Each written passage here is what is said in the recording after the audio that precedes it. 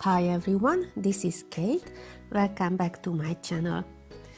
This is part 2 of my beginner's tutorial video. Now I'm going to show you step by step how I made the journal. Maybe you are familiar with making journals and know exactly the benefits of being creative. If you are an absolute beginner, I really encourage you to try this type of creativity. I am sure you are going to just love it. I'm going to work with one of my products you can also find in my Etsy store. It's called the Vintage Rose Journal Kit. I put the link under the video. Myself, until now, I always worked with ready-made blank page journals and then filled it with my artworks. Journaling brings peace and harmony to my mind and also has a lot of beneficial side effects. When you buy a ready-made journal and look at the construction, you can see that it contains a lot of separate bunches of paper. These are called signatures. Usually the journal has a spine, and in this area the signatures are assembled in a way or another with different techniques. In this beginner tutorial, I decided to do a journal that can be later part of my bigger journal as a signature. It is a smaller project and an excellent way to prove my skills in this area. I decided to make a cover, and for the cover I'm using a cardstock paper that is flexible, not too thick.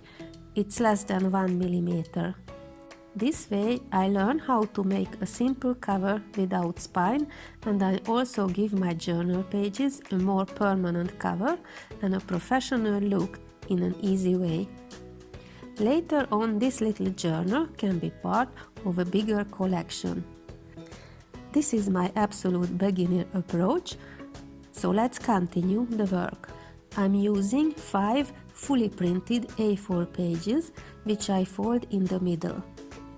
This will give me a final journal of 20 pages, more correctly 18 pages, because the first and the last page will be glued to the front and back cover. When I am ready with the printing, I fold the pages and start to organize them. I first decide my middle page. Then I put together the rest and start to turn over the pages. This way I have the opportunity to rearrange the pages easily until I am satisfied with the outcome.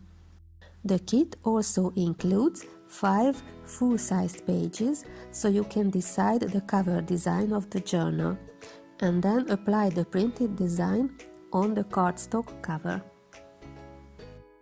The cover should be a little bigger all around the A4. I left approximately 5 mm extra all around.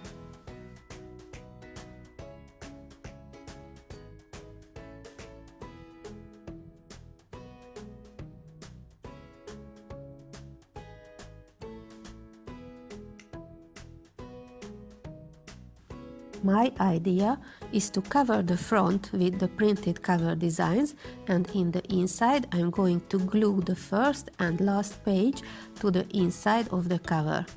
This way I'm going to have a journal with nice and clean edges, and the cardstock will not be visible.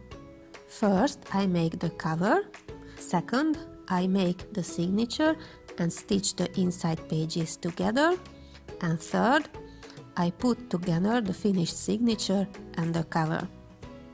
Let's continue with the cover. I glue the printed A4 sheets on the cardstock, and in the middle I'm going to glue a decor stripe like a false spine. Make sure you place the sheets on the right side of the cover. Now I'm going to take my pencil and mark the edges all around.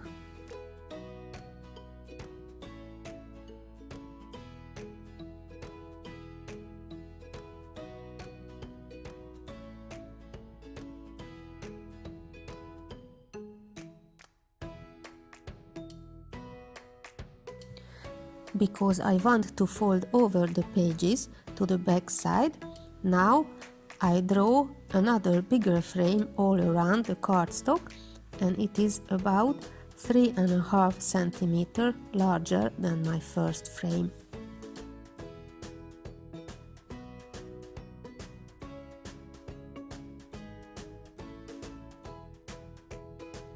I take my cutting board, or you can also use a scissor, and cut off the excess parts.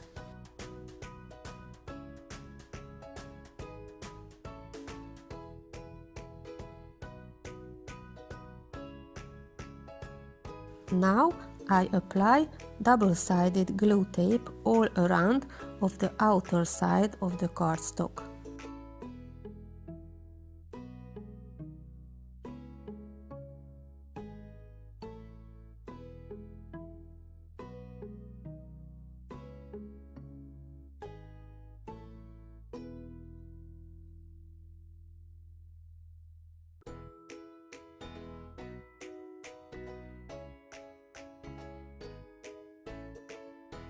I take a common glue and apply over the whole surface. With the help of a piece of cardstock, I make sure that the glue is evenly applied everywhere.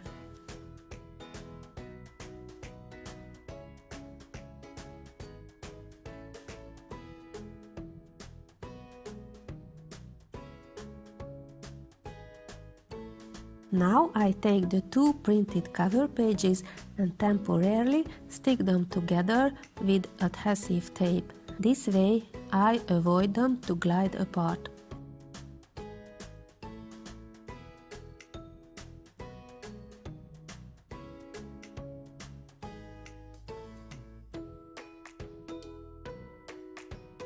It's time to attach the two surfaces. I am doing it very carefully and precisely, following the lines I previously marked with my pencil. I press down the cardstock and add some pressure on it with a bond folder.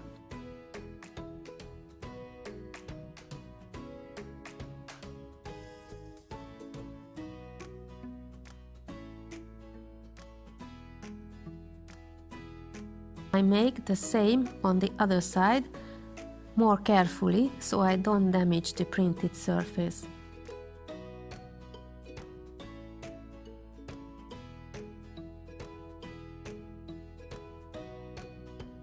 I think it turned out very nice.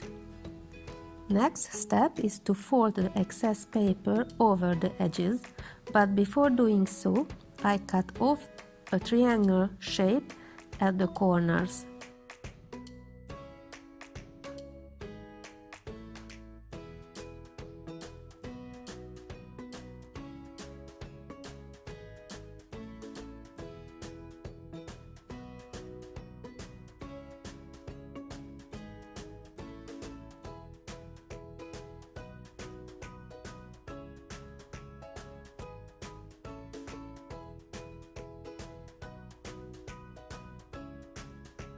Make sure you don't cut exactly at the tip of the corners, but leave approximately 1 mm edges.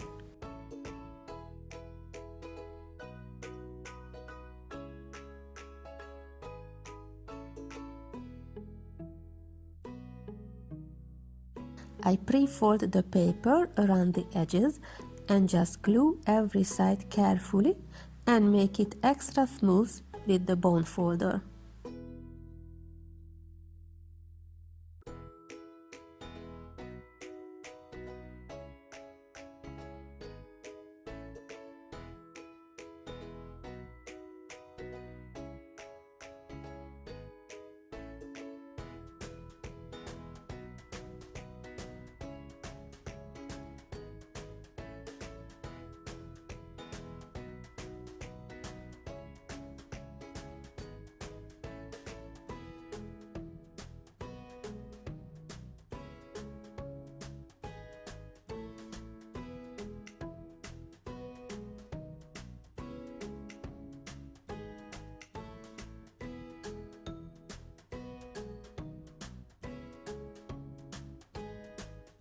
Now I'm going to cover the white middle part with a piece of decorative paper.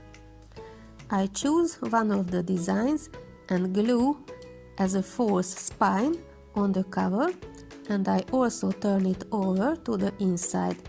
This way the whole cover will be nice and clean and the cardstock completely invisible.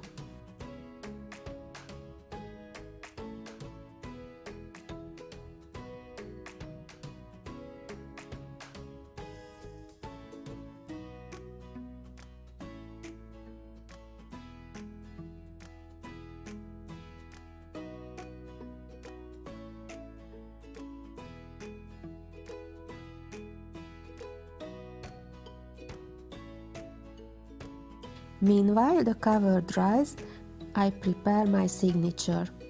There are many ways you can bond the pages together.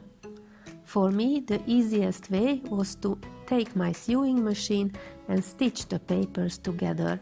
I made a previous try and I'm very satisfied with the result. The sewing machine copes easily with 5 paper sheets. If you choose this alternative, you must first fix the pages firmly together before sewing with clips or something similar.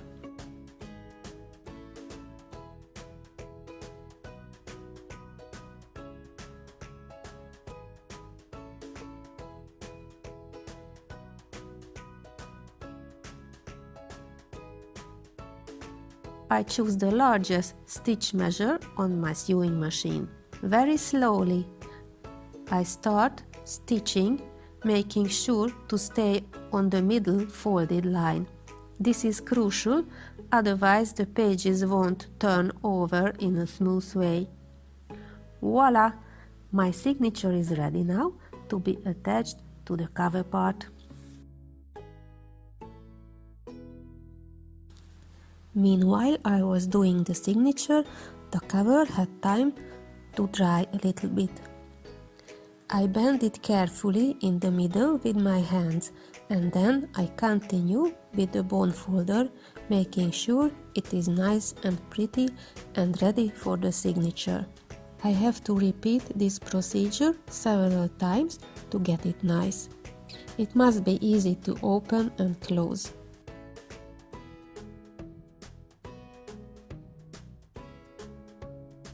Now comes the real deal. It's time to assemble the inner part and the cover together. I'm going to glue the first side and the last side of the signature to the cover surface. Here I must be extra precise and careful to really receive a beautiful handmade journal. Handmade products has a special atmosphere and I want to be proud about my work. I am positioning the signature in the middle of the cover, looking at it from every angle. Then I hold it firmly and turn over all pages to one side except the last one, which I'm going to glue to the inside cover. I put clips all around to hold every part firmly together. Then I fold over my last page and prepare it for gluing. First I apply double-sided glue tape along the spine. Then I glide a cardstock under the last page. This way I can prevent any possible glue damages on the journal. Now I take the fluid glue and apply it evenly on the whole surface. I make sure to smooth it all around and especially at the edges. I take my bone folder and start to press the paper down. I make this slowly and carefully. I don't want bubbles between the sheets. I also take away the excess glue.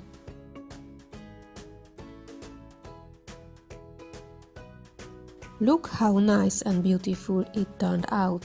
Now it's time to do the other side with the same method.